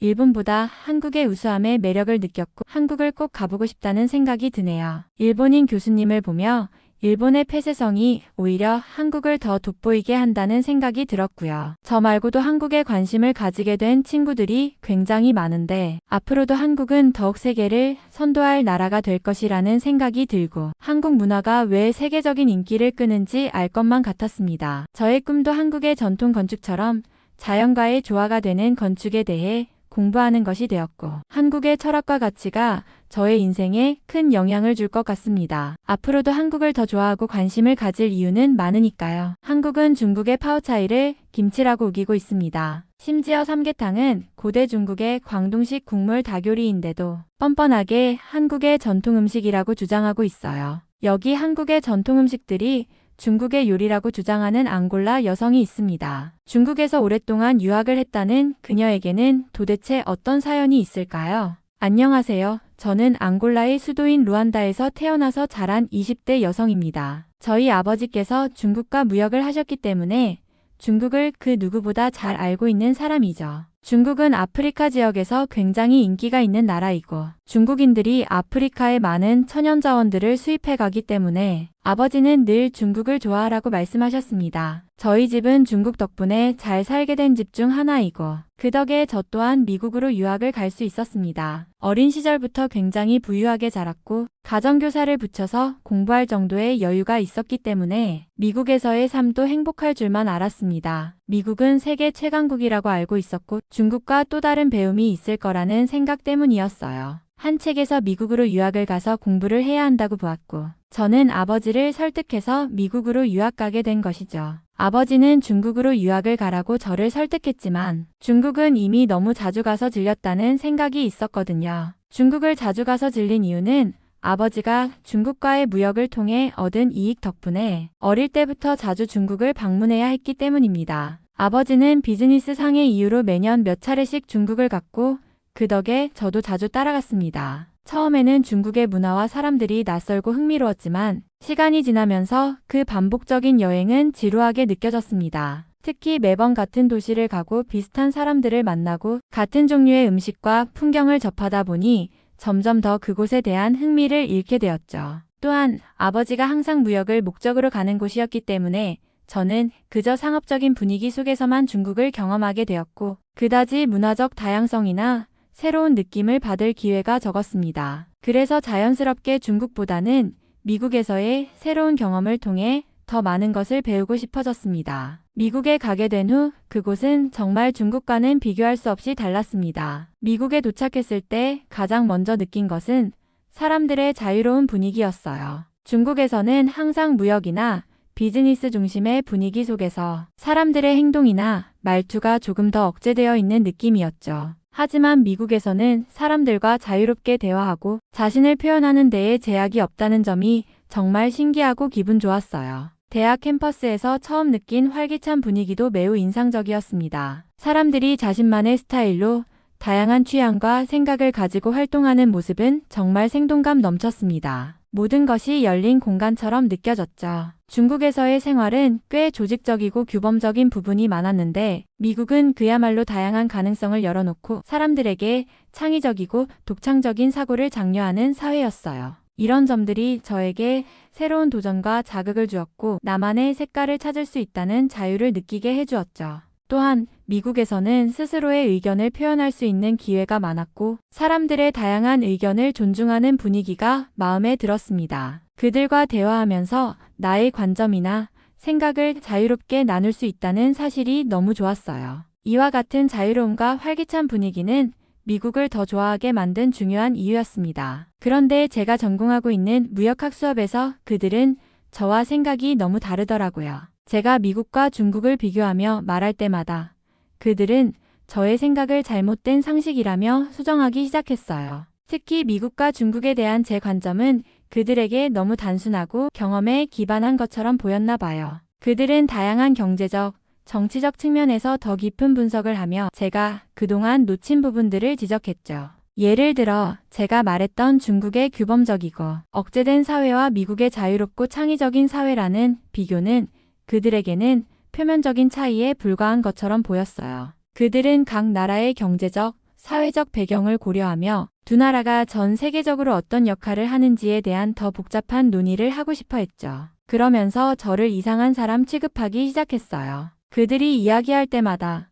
저는 자신이 맞다고 생각했던 부분들을 부정당한 기분이 들었고 점점 더 혼란스러워졌습니다. 그들은 제게 더 넓은 시각을 가져야 한다며 단편적인 경험에 기반한 의견을 지향해야 한다고 강조했죠. 처음에는 그들의 반응이 너무 과도하게 느껴졌고 제 생각을 인정해주지 않는 것 같아서 속상했어요. 교수님은 한국이 앞으로 세계 1위 선진국이 될 것이고 신기술을 많이 가진 나라가 될 것이라고 말씀하셨습니다. 그때 교수님의 말씀이 정말 인상 깊었지만 저는 그와는 반대로 중국이 세계 1위가 될 것이라는 생각을 계속 가지고 있었습니다. 제 경험상 중국은 경제 성장 속도가 매우 빠르고 기술 혁신에 있어 큰 투자를 하고 있다는 점에서 그들의 미래가 밝다고 느꼈기 때문이죠. 저는 중국이 가진 강력한 인프라, 방대한 시장, 그리고 정부의 정책적 지원이 세계 경제에서 큰 영향을 미칠 것이라고 생각했습니다. 중국은 이미 세계의 주요 경제 강국 중 하나로 자리 잡았고 인공지능, 반도체,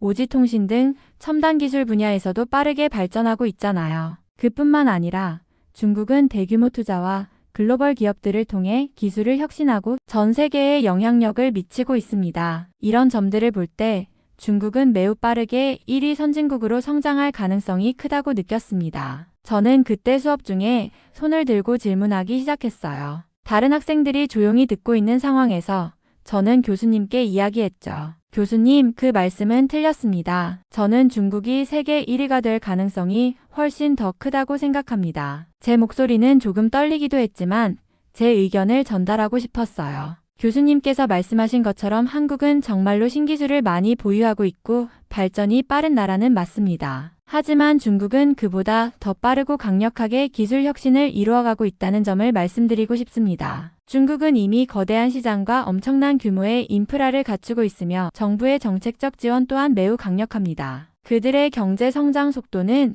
눈에 띄게 빠르며 기술 분야에서도 급격한 발전을 이뤄내고 있습니다. 특히 인공지능, 반도체, 오지 등 중요한 분야에서 그들은 이미 세계를 선도하고 있다고 봅니다. 그때 다른 학생들의 시선이 느껴졌고 교수님도 약간 놀란 표정을 지으셨어요. 저는 계속해서 중국이 가진 강점을 이야기하며 그들이 글로벌 경제와 기술 혁신에서 우위를 점하고 있다는 사실을 강조했죠. 중국은 자원을 효율적으로 관리하고 기술 개발에 대한 투자도 끊임없이 이루어지고 있습니다. 그래서 저는 중국이 앞으로 몇 년 안에 세계 1위로 자리 잡을 가능성이 훨씬 크다고 생각합니다. 그런데 교수님은 제 말을 듣고 잠시 웃으시더니 중국이요? 한국의 기술을 다 베낀 나라가 중국인데 무슨 말이에요?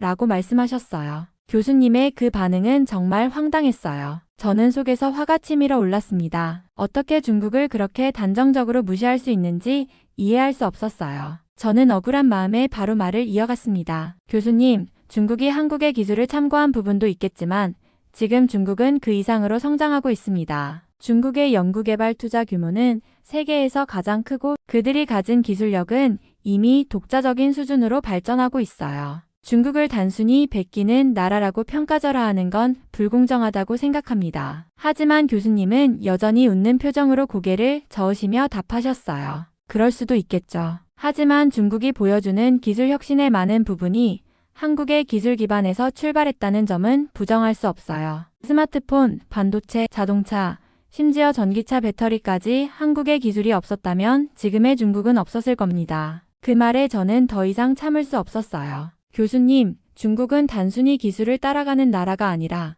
이제는 기술을 창조하고 선도하는 나라로 나아가고 있습니다. 화웨이나 알리바바 같은 글로벌 기업들이 그 증거입니다. 그들이 한국이나 다른 나라들을 능가하는 부분도 많아요. 교수님은 제 말을 듣고 잠시 진지한 표정을 지으시더니 좋아요. 그런 관점에서 보면 중국이 대단한 성과를 내고 있는 건 사실입니다. 하지만 기술 발전만으로 세계 1위가 될 수 있는 건 아니에요. 그 과정에서 안정된 사회 시스템과 지속 가능한 발전 전략이 중요한데 중국은 여전히 그런 부분에서 도전 과제를 안고 있죠. 그래서 나는 한국이 훨씬 더 큰 가능성을 가지고 있다고 생각하는 겁니다. 라고 말씀하셨습니다. 저는 더 설득하려는 말을 삼키고 자리로 돌아왔지만 여전히 중국이 과소평가되고 있다는 생각에 마음이 불편했습니다. 교수님의 관점도 이해하려고 노력했지만 중국에 대한 무시로 들리는 말들에 화가 나는 건 어쩔 수 없었어요. 교수님은 제 반박을 듣고 고개를 살짝 끄덕이시더니 좋습니다. 중국의 발전 가능성에 대해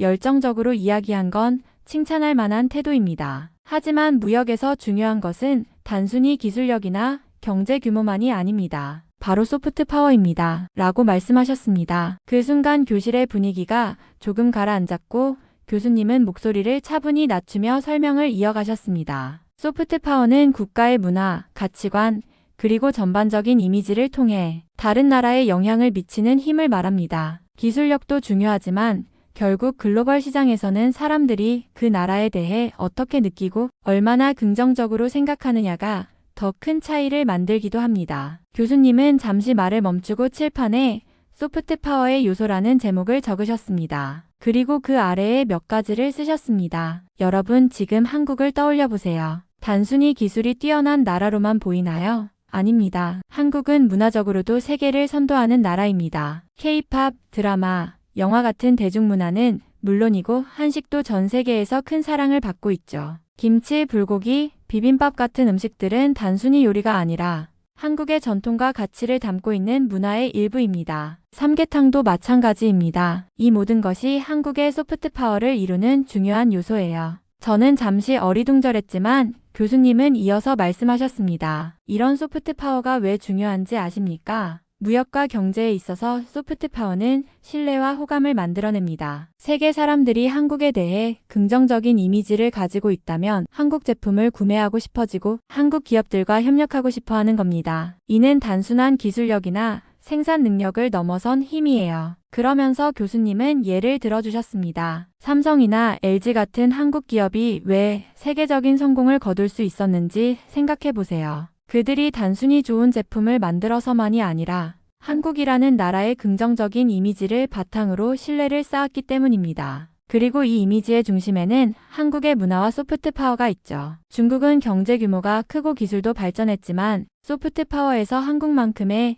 글로벌 매력을 가지는 데는 아직 한계가 있습니다. 저는 듣는 내내 뭔가 찜찜한 기분이 들었습니다. 교수님이 소프트 파워의 중요성을 강조하는 건 이해했지만 그 과정에서 중국이 상대적으로 소외된다는 느낌이 강하게 들었어요. 그래도 교수님의 논리는 흥미로웠고 제가 보지 못했던 관점을 제시하는 것 같아 한편으로는 설득력이 있다는 생각도 들었습니다. 교수님께서 설명을 이어가며 말씀하셨습니다. 여러분, 한국의 대표 음식 중 하나인 김치나 삼계탕이 미국에서도 얼마나 인기가 있는지 아십니까? 뉴욕이나 LA 같은 대도시에서는 한식 레스토랑이 늘어나고 있고 김치는 슈퍼푸드로 불리며 건강한 발효 음식으로 주목받고 있습니다. 삼계탕도 미국인들이 점점 더 좋아하는 요리로 자리 잡고 있어요. 이는 단순히 음식이 맛있어서만이 아니라 한국 문화에 대한 호감이 음식까지 이어진 결과라고 볼 수 있습니다. 저는 교수님의 말을 들으며 도저히 참을 수 없었고 손을 들고 말했습니다. 교수님, 그건 잘못된 말씀입니다. 김치나 삼계탕은 사실 중국 음식인데 한국이 그것을 자기들 음식이라고 주장하고 있는 거예요. 교수님이 살짝 놀란 표정을 지으시며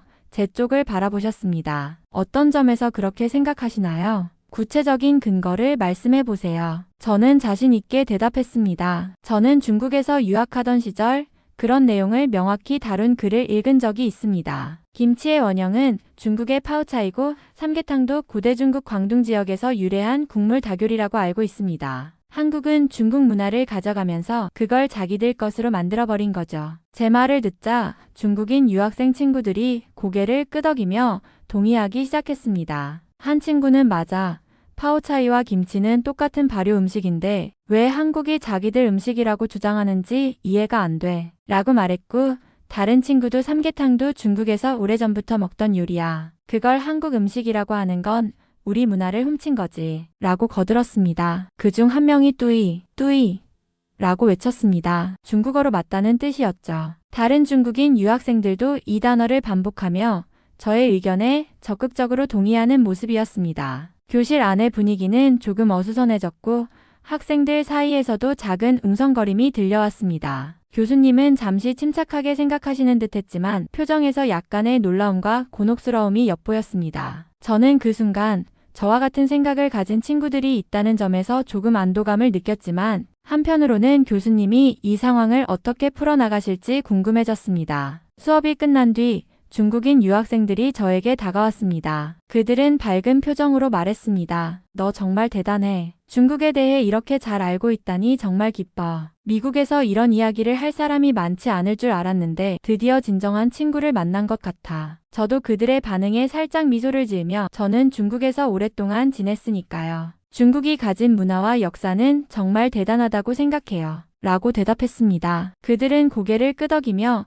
제게 중국 문화와 음식에 대해 더 많은 이야기를 나누고 싶다고 했습니다. 하지만 그 순간 교수님께서 다가오시며 심각한 표정으로 말씀을 꺼내셨습니다. 여러분, 방금 수업 중에 있었던 대화와 관련해서 중요한 점을 말씀드리고 싶습니다. 모두 교수님을 향해 조용히 귀를 기울였습니다. 교수님은 천천히 말씀을 이어가셨습니다. 중국이 가진 유구한 역사와 문화는 분명히 존중받아야 합니다. 하지만 최근 몇십 년간 중국 정부와 일부 사람들의 행태를 보면 다른 나라의 문화를 왜곡하거나 자신들의 것으로 주장하려는 사례가 많습니다. 특히 한국과 관련된 역사와 문화에서 이런 일이 빈번히 발생하고 있죠. 교수님은 예를 들며 설명하기 시작하셨습니다. 중국은 한글 창제를 조선의 세종대왕이 아니라 자신들의 한자 시스템에서 파생된 것이라고 주장하기도 했습니다. 또 고구려와 발해의 역사를 자신들의 지방 정권 역사로 왜곡하려는 움직임도 있었습니다. 심지어 최근에는 한국의 전통 김치 제조법을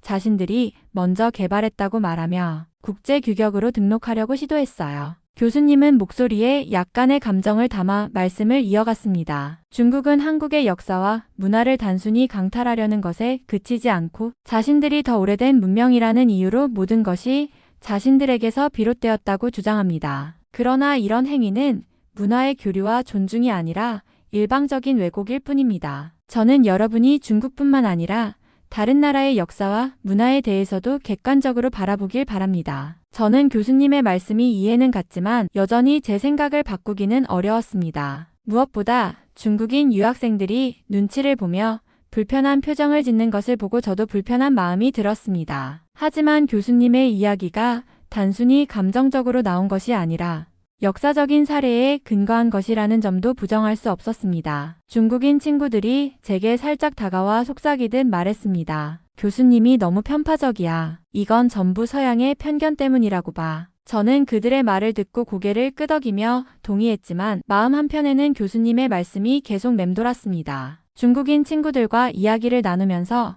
교수님이 왜 그렇게 중국을 비판하시는지 서로의 의견을 나누기 시작했습니다. 친구들은 교수님의 태도가 불공정하다고 생각하며 서양인들이 흔히 가지는 중국에 대한 편견 때문이라고 주장했습니다. 교수님은 아마 한국에 대한 환상이 있거나 중국을 경쟁자로 보는 서양식 사고방식에 물들었을 거야. 그래서 중국을 나쁘게 보려는 거겠지. 친구들은 이렇게 말하며 교수님이 잘못된 사상을 가지고 있다고 단언했습니다. 저도 친구들의 의견에 어느 정도 동의했지만 마음속으로는 뭔가 찝찝함이 남았습니다. 교수님이 단순히 중국을 나쁘게 보려는 것이 아니라 한국이라는 나라에 대해 뭔가 특별한 이유가 있는 것 같았거든요. 그렇지 않고서야 왜 그렇게 한국을 옹호하며 중국에 대해선 비판적인 태도를 보였을까 궁금했습니다. 그래서 저는 한국에 대해 조금 더 알아보기로 결심했습니다. 한국은 분명 중국보다 작은 나라이지만 교수님뿐만 아니라 많은 사람들이 한국을 높이 평가한다는 사실이 이상하게 느껴졌거든요. 도대체 왜 중국보다 더 작은 한국이 이렇게 많은 사람들에게 긍정적으로 보이는 걸까? 그날부터 저는 한국에 대한 정보를 찾기 시작했습니다. 처음에는 한국이 어떻게 이렇게 빠르게 발전했는지 경제적인 성공 사례를 찾아봤습니다. 이후에는 한국의 역사와 문화,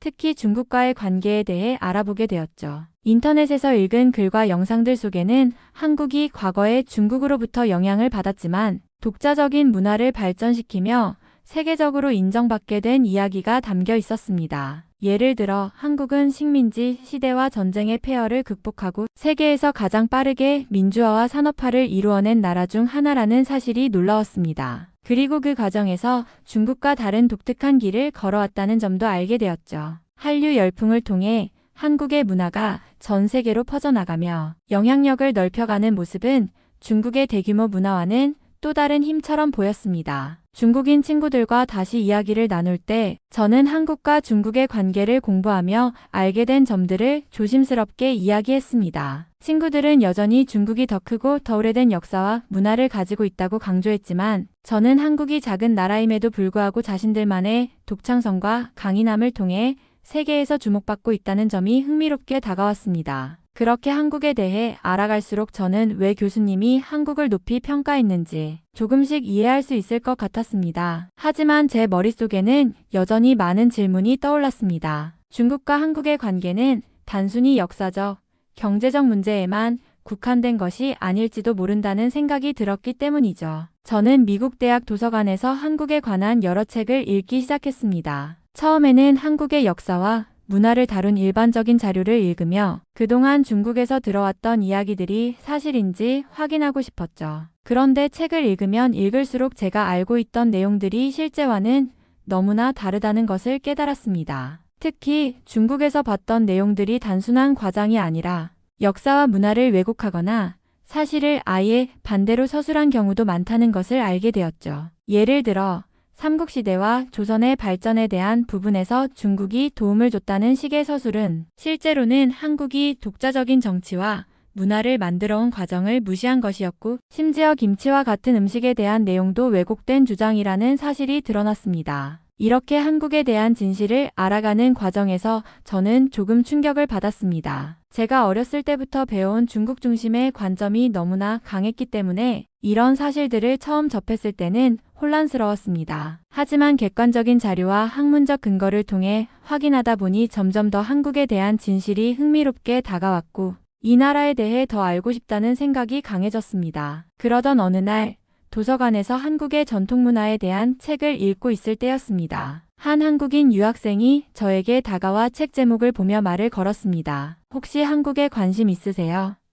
그는 호기심 어린 표정으로 물었습니다. 저는 갑작스러운 질문에 조금 당황했지만 한국에 대해 알아가는 과정에서 느낀 흥미를 솔직하게 이야기했습니다. 네, 한국에 대해 공부하고 있어요. 사실 제가 알고 있던 것들과 너무 다르더라고요. 그래서 더 알고 싶어졌어요. 그 학생은 미소를 지으며 자신의 이름과 전공을 소개했습니다. 그는 한국에서 온 학생이었고 한국의 역사와 문화를 자랑스럽게 생각하는 사람이었습니다. 우리는 자연스럽게 대화를 나누기 시작했고 그는 한국에 대해 잘못 알려진 내용들이 많다며 궁금한 점이 있으면 언제든지 물어보라고 했습니다. 그와의 대화를 통해 저는 책에서 접하지 못했던 한국의 생생한 이야기를 들을 수 있었습니다. 특히 한국이 어떻게 외세의 간섭을 극복하고 지금의 자리를 만들어냈는지, 그리고 한국 문화가 세계적으로 인정받는데 어떤 노력을 했는지에 대한 그의 설명은 깊은 인상을 남겼습니다. 그는 또한 제가 느끼는 혼란을 이해한다며 사실 많은 사람들이 한국에 대해 오해하거나 잘못된 정보를 가지고 있기도 해요.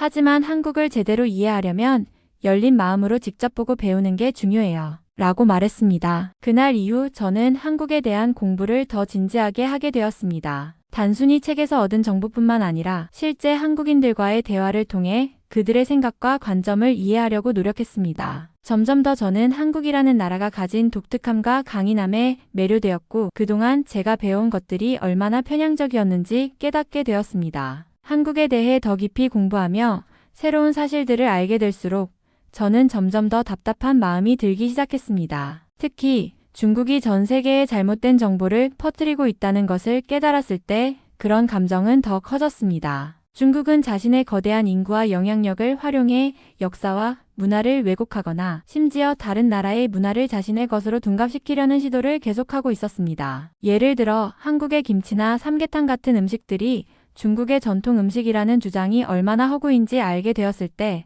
저는 충격을 받았습니다. 이러한 시도는 단지 문화의 경계를 넘는 논쟁이 아니라 어떤 면에서는 타국의 정체성과 자부심을 훼손하려는 행위처럼 느껴졌습니다. 특히 제가 태어난 앙골라를 비롯한 아프리카 여러 나라에서는 중국이 세계 최고의 나라라는 인식이 강합니다. 많은 사람들이 중국이 아프리카에 투자하고 인프라를 개발하며 경제적으로 도움을 준다는 이유로 그들을 무조건 긍정적으로 보고 있습니다. 저 역시 어릴 때는 그런 시각으로 중국을 바라보았기 때문에 이 문제를 더 민감하게 느꼈습니다. 하지만 이제는 알게 되었습니다. 중국이 보여주는 이면에는 그들의 이익을 위한 계산적인 움직임이 숨어 있다는 사실을요. 그리고 자신들이 아프리카를 돕는다는 이미지 뒤에서 얼마나 많은 잘못된 정보와 왜곡된 역사를 전파하고 있는지도요. 이런 상황 속에서 한국이 겪는 어려움이 더욱 공감되었습니다. 작은 나라임에도 불구하고 자신의 문화를 지키고 왜곡된 정보를 바로잡기 위해 끊임없이 노력하는 모습은 제게 깊은 인상을 주었습니다. 한국은 단순히 자신들의 문화와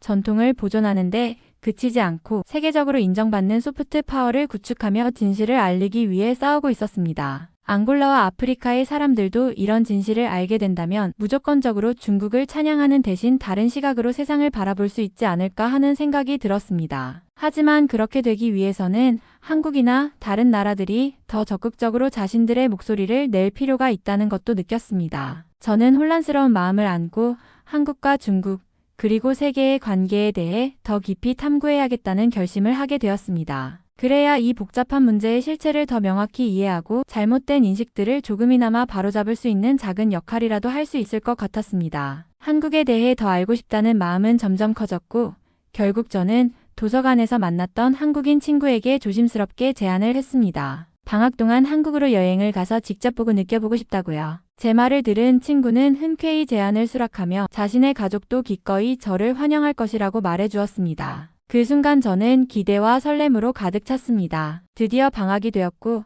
우리는 함께 한국으로 향하는 비행기에 올랐습니다. 비행 내내 친구는 한국의 여러 매력적인 장소와 독특한 문화에 대해 이야기해 주었고 저는 점점 더 그곳에 도착하는 순간을 기다리게 되었습니다. 그리고 인천국제공항에 도착한 순간 저는 단번에 한국이 왜 세계적으로 인정받는 나라인지 느낄 수 있었습니다. 인천공항은 말 그대로 현대적이고 세련된 모습이었어요. 모든 것이 깨끗하고 질서정연하며 최신 기술이 적용된 시스템이 곳곳에 보였습니다. 공항 내부는 사람들로 북적였지만 전혀 혼란스럽지 않았고 안내 표지판과 직원들의 친절한 태도 덕분에 이동이 수월했습니다. 수십 번 방문했던 중국의 공항들과는 전혀 다른 모습이었죠. 특히 인천공항의 자동화 시스템과 디자인은 저를 깜짝 놀라게 했습니다. 출입국 심사도 놀라울 정도로 빠르고 간편했으며 사람들에게 스트레스를 주지 않는 환경이었습니다. 중국 공항에서 자주 보았던 복잡한 절차나 무례한 대우와는 대조적으로 모든 것이 효율적이고 이용자 중심적으로 설계되어 있었습니다. 공항을 나서며 한국의 첫 인상을 받은 뒤 저는 친구에게 물었습니다. 여기 공항만 봐도 대단한데 이 나라의 다른 모습들은 얼마나 더 놀라울까? 친구는 웃으며 이건 시작일 뿐이야. 너도 곧 알게 될 거야. 라고 말하며 저를 안심시켰습니다. 저는 이 짧은 공항 경험만으로도 이미 한국이 수십 번 가본 중국보다 훨씬 체계적이고 발전된 나라라는 인상을 받았습니다. 이곳은 단순히 화려함으로 사람을 감동시키는 곳이 아니라 실질적인 효율성과 배려가 녹아있는 나라였습니다. 앞으로 며칠간의 여행을 통해 한국의 진짜 모습을 더 알아볼 생각에 가슴이 두근거렸습니다. 인천공항에서 나와 공항철도를 타는 순간 저는 다시 한번 한국의 매력에 놀라게 되었습니다. 공항철도의 내부는 마치 고급스러운 호텔처럼 깔끔하고 정돈되어 있었어요. 좌석은 편안하고 널찍했으며 창문 밖으로 펼쳐진 풍경을 감상할 수 있는 여유까지 있었습니다. 무엇보다도 눈에 띄었던 것은 모든 것이 정말 깨끗하다는 점이었습니다. 제가 중국에서 자주 이용했던 지하철과는 정말 비교가 안 되는 수준이었죠. 중국의 지하철은 많은 인구가 이용하는 만큼 냄새나 청결 상태가 보통 수준이라고 생각했는데 한국에 와서 보니 그 차이가 얼마나 큰지 실감했습니다. 중국에서는 지하철에 들어서면 공기의 답답함과 약간의 혼란스러움이 느껴졌지만 한국에서는 그런 점을 전혀 느낄 수 없었어요. 공기가 맑고 사람들도 질서를 잘 지키며 전반적으로 쾌적한 환경이었죠. 특히 공항철도에서 안내방송과 디지털 시스템이 얼마나 세심하게 설계되었는지 보고는 놀라움을 감출 수 없었습니다. 모든 정보가 명확하게 표시되어 있었고 외국인인 저도 전혀 어려움 없이 목적지까지 갈 수 있었습니다. 이 시스템은 단순히 효율적일 뿐만 아니라 이용자에 대한 배려가 깊게 느껴졌습니다. 저는 친구에게 말했습니다. 중국의 지하철도 나쁘지 않다고 생각했는데 여기와 비교하니 중국은 정말 지저분한 나라처럼 느껴져. 친구는 웃으며 한국 사람들은 공공장소를 깨끗이 쓰는 것을 아주 중요하게 생각해. 청결과 질서를 지키는 게 우리의 문화 중 하나야. 라고 말했습니다. 한국의 첫인상이 점점 더 깊어지는 가운데 저는 문득 미국과도 비교하게 되었습니다. 미국에서도 다양한 도시의 대중교통을 이용해 봤지만 한국만큼 깔끔하고 효율적이며 편리한 시스템은 본 적이 없었습니다. 미국에서는 종종 대중교통에 노후된 시설이나 불친절한 서비스 때문에 불편을 겪곤 했는데 한국에서는 그런 걱정이 전혀 없었습니다. 한국의 대중교통 시스템은 단순히 인프라가 잘 갖춰진 것을 넘어 사람들이 그 시스템을 어떻게 이용하고 관리하는지에서부터 이미 문화적인 차원이 다르다는 생각이 들었습니다. 저는 그때 깨달았습니다. 한국은 단순히 좋은 나라가 아니라 생활의 모든 부분에서 높은 기준을 유지하고 있는 말 그대로 살기 좋은 나라라는 사실을요. 공항철도에서 내려 도심으로 들어서자마자 한국의 길거리 풍경에 또 한 번 압도되었습니다. 도로는 말끔하게 정비되어 있었고 자동차들은 규칙적으로 움직이며 혼잡함 없이 질서를 유지하고 있었습니다. 길가에 늘어선 빌딩과 건물들은 모두 마치 방금 새로 지은 것처럼 깨끗하고 현대적이었어요. 창문 하나하나가 빛을 반사하며 번쩍거렸고 도시 전체가 생동감 넘치는 에너지를 뿜어내는 것 같았습니다. 저는 주변을 둘러보며 마치 미래 도시에 와 있는 듯한 느낌을 받았습니다. 친구에게 이렇게 말했습니다. 이건 정말 말도 안 돼. 앙골라의 좋은 빌딩들을 전부 끌어다 모아도 이런 도시 하나를 만들지 못할 거야. 제 말에 친구는 미소를 지으며 한국은 국토는 작지만 사람들이 열심히 노력해서 모든 걸 이뤄냈어. 특히 서울 같은 대도시는 한국 경제의 중심지니까 이렇게 발전한 거야. 라고 답했습니다. 길을 걸으며 저는 또 중국과 비교하지 않을 수 없었습니다. 중국의 대도시 상하이나 베이징처럼 화려한 스카이라인을 자랑하는 곳들도 많이 방문했지만 한국에서 느껴지는 세련됨과 조화로움은 그와는 또 다른 차원이었습니다. 중국의 도시들은 종종 규모에 집중한 느낌이 강해서 웅장하긴 해도 정돈된 아름다움은 부족했습니다. 그러나 한국은 건물 하나하나가 섬세하게 디자인되어 있었고 전체 도시가 균형 있게 계획된 듯 했습니다. 저는 속으로 생각했습니다. 한국은 단순히 잘 사는 나라가 아니라 삶의 질이 뛰어나고 모든 것이 체계적으로 정비된 나라야. 중국이 세계에서 부상하는 강국이라고 해도 한국처럼 도시 전체가 고급스럽고 쾌적하게 유지되고 있는 경우는 본 적이 없었습니다. 앙골라에서 자라면서 보아온 도시 풍경과는 비교 자체가 되지 않았습니다. 앙골라의 수도 루안다에서도 몇몇 고층 빌딩이 있긴 하지만 그 숫자는 손에 꼽을 정도고 대부분이 외국 투자로 지어진 것들이었습니다. 그러나 한국은 도시 전역이 그 자체로 고급스럽고 현대적인 모습을 하고 있었고 이 모든 것이 한국 사람들이 스스로 일궈낸 결과라는 점이 놀라웠습니다. 저는 어느새 한국을 향한 경외심과 부러움으로 가득 차 있었습니다. 한국이 단순히 제가 어릴 적 듣던 작고 평범한 나라가 아니라 세계에서 가장 진보적이고 잘 사는 나라 중 하나라는 사실을 몸소 체험하면서 다시 한번 깨닫게 되었죠. 한국인 친구는 겸손하게 웃으며 이렇게 말했어요. 아니야, 한국만 이런 게 아니야. 다른 나라들도 노력하고 발전하고 있잖아. 우리가 이렇게 잘 산다고 자랑할 게 아니라 더 나아가야 해. 그 말에 저는 잠시 멈추어 서서 생각해 보았습니다. 친구의 말이 틀린 건 아니었지만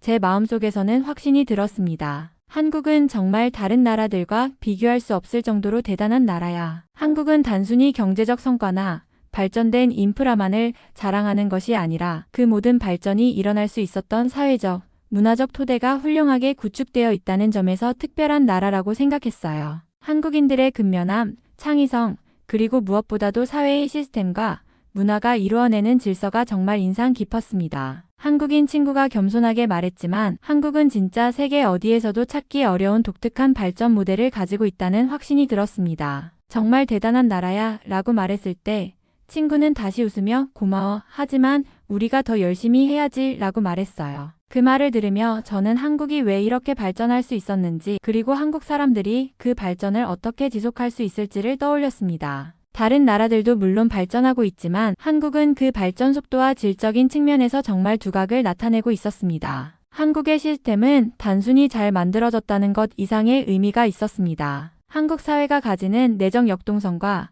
그것을 지탱하는 강한 시민의식, 그리고 기술 혁신을 이끌어내는 정부와 민간의 협력은 정말 눈에 띄었어요. 그 어떤 나라에서도 한국처럼 빠르고 효과적으로 변화하는 모습을 보기 어렵다고 느꼈습니다. 그때 저는 마음속으로 확신했어요. 한국은 그 어느 나라보다도 대단한 나라라고. 저는 앙골라에 계신 아버지께 한국에서 찍은 사진을 보내며 한국의 발전된 모습을 자랑했습니다. 공항, 도로, 현대적인 건물들이 잘 정비된 모습을 보며 한국이 얼마나 대단한 나라인지 자랑하고 싶었죠. 그런데 아버지께서 답장을 보내셨을 때 저는 조금 당황했습니다. 아버지는 한국은 중국의 동생 국가니까 중국의 영향을 많이 받았을 거야 라고 말씀하셨어요. 그 말씀을 듣고 저는 정말 이해할 수 없었습니다. 한국이 발전한 것은 단순히 중국의 영향을 받았기 때문이 아니라 독자적으로 성장하고 혁신을 이룬 결과라는 걸 확신하고 있었거든요. 그리고 앙골라의 다른 친구들도 제 SNS에 올린 한국 사진을 보고 신기해하면서 이건 한국이 아니라 상해 아니야? 라며 착각했어요. 그들은 상해와 비슷한 건물과 도시 풍경을 보고 한국이 아닌 상해라고 생각한 거죠. 그들은 한국을 상해와 비교하면서 상해가 많이 바뀌었다고 신기해하더라고요. 그 순간 저는 한국의 독립적인 성취와 발전을 제대로 알리지 못한 것 같아 아쉬웠습니다. 한국은 중국과는 전혀 다른 독자적인 성장과 발전을 이뤄낸 나라였기 때문입니다. 앙골라에서는 한국에 대해 잘 모르고 중국만 생각한다는 것이 너무 답답했어요. 한국은 그 자체로 대단한 나라인데 사람들이 중국과 한국을 혼동하거나 중국이 세계 최고의 나라라고 믿고 있는 현실이 너무 안타까웠죠. 특히 아버지가 한국이 중국의 영향을 많이 받았다고 말씀하셨을 때 그 말이 너무나도 틀렸다고 느꼈습니다. 한국은 단순히 중국의 동생 국가가 아니에요. 오히려 독자적인 문화와 역사를 가지고 있고 경제적으로도 세계에서 인정받는 나라인데 그런 사실들이 잘못 알려져 있다는 게 정말 아쉬웠습니다. 저는 한국의 발전을 보고 그 나라가 얼마나 자랑스러운지 깨달았는데 앙골라에서의 친구들이나 아버지처럼 중국에 대한 인식만 강하게 가지고 있는 사람들에게 그런 점을 알리기가 힘들다는 게 답답했어요. 특히 제 친구들이 한국을 보고 상해라고 착각했을 때 그들의 시각에서 한국에 대한 인식이 얼마나 왜곡되어 있는지 다시 한번 느꼈습니다. 이처럼 많은 사람들이 한국을 올바르게 이해하지 못한 채 중국에 대해서만 잘 알고 있다는 사실이 너무 안타깝고 그 틀을 깨는 것이 정말 중요하다고 생각했어요. 아프리카가 더 발전하려면 한국을 배워야 한다고 생각해요. 한국은 짧은 시간 안에 기적처럼 발전한 나라잖아요. 한국의 경제 성장, 기술 혁신, 교육 시스템, 그리고 문화적인 면에서의 성공은 아프리카에게 정말 중요한 배움이 될 수 있어요. 아프리카 대륙은 많은 자원과 잠재력을 가지고 있지만 아직까지 많은 나라들이 발전의 걸림돌에 직면해 있죠. 그런데 아프리카가 중국만을 배우려고 하는 경향이 있다는 게 정말 아쉽습니다. 중국은 확실히 많은 경제적 지원을 제공하고 있지만 그들이 가지고 있는 가치관이나 사회적 시스템은 아프리카가 지속 가능한 발전을 이루는 데 필요한 모델과는 거리가 있을 수 있어요. 한국은 훨씬 더 민주적이고 시민의식이 발달하며 기술력도 세계 최고 수준에 이릅니다. 그런 점에서 아프리카가 한국의 발전 모델을 더 많이 연구하고 배우려고 한다면 그들이 더 빠르게 발전할 수 있을 거라고 믿어요. 한국의 경험을 통해 아프리카는 자신만의 발전 방안을 모색할 수 있을 것이고 더 나은 미래를 만들어갈 수 있을 것 같아요. 하지만 지금은 아프리카에서 한국보다는 중국의 영향을 더 많이 받는 경향이 있어서 그 점이 정말 아쉽고 답답하죠. 아프리카 사람들이 한국을 제대로 알게 된다면 아마 많은 사람들이 한국의 발전적인 모델을 따르려 할 것 같아요. 이번 사연은 여기서 마무리하도록 하겠습니다. 끝까지 시청해주셔서 감사드립니다. 좋아요와 구독은 영상 제작에 큰 힘이 됩니다. 꼭 한 번씩만 눌러주세요. 감사합니다.